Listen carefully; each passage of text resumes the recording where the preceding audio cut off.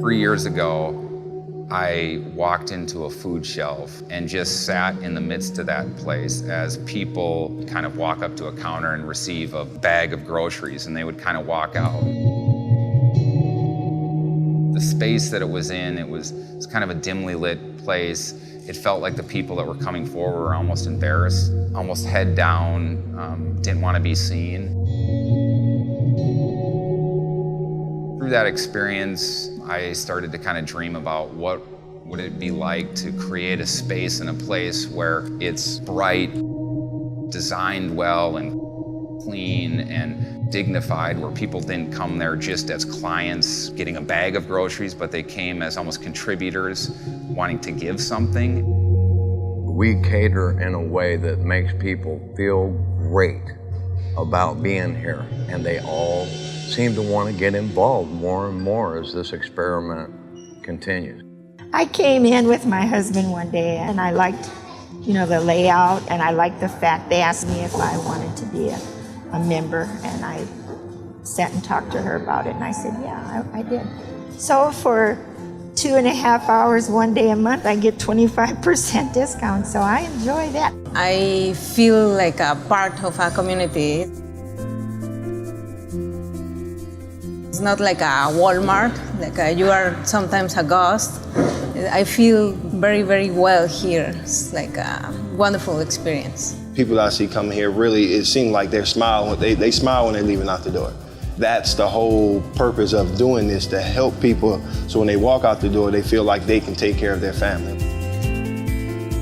I think what makes Good Grocer unique at its core is the fact that this place is run by over 400 volunteers.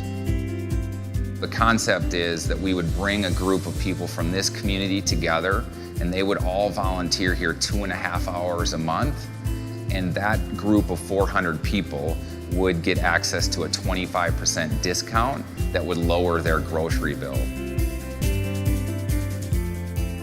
Of our 400 volunteers, we have 300 volunteers who are discount volunteers, and those discount volunteers take a 25% off because they have a need and they're living with some level of food insecurity.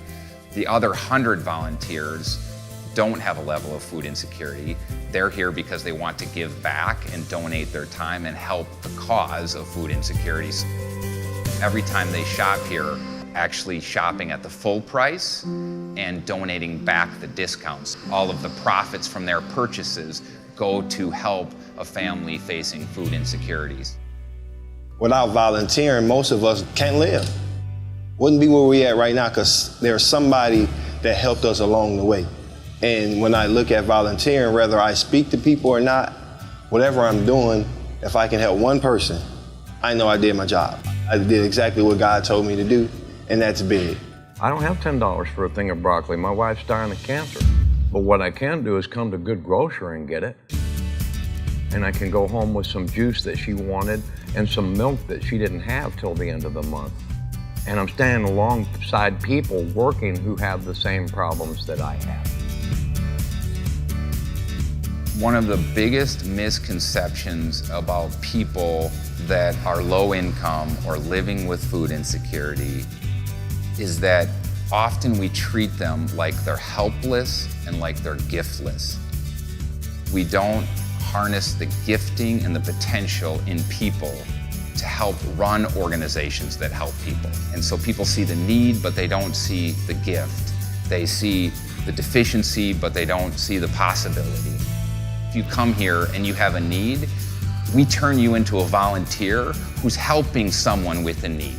And so people come into this place, they're not just receiving something, but they're actually giving something. And I think that sits at the core of what is preserving someone's dignity, but also allowing them to make a positive contribution in a way that's helping other people.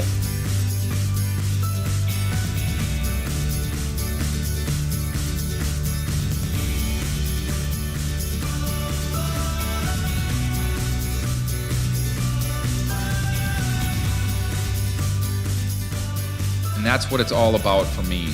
each and every day working to solve the problem of food insecurity in a way that dignifies and empowers every single person that walks through our doors. That's our mission every day.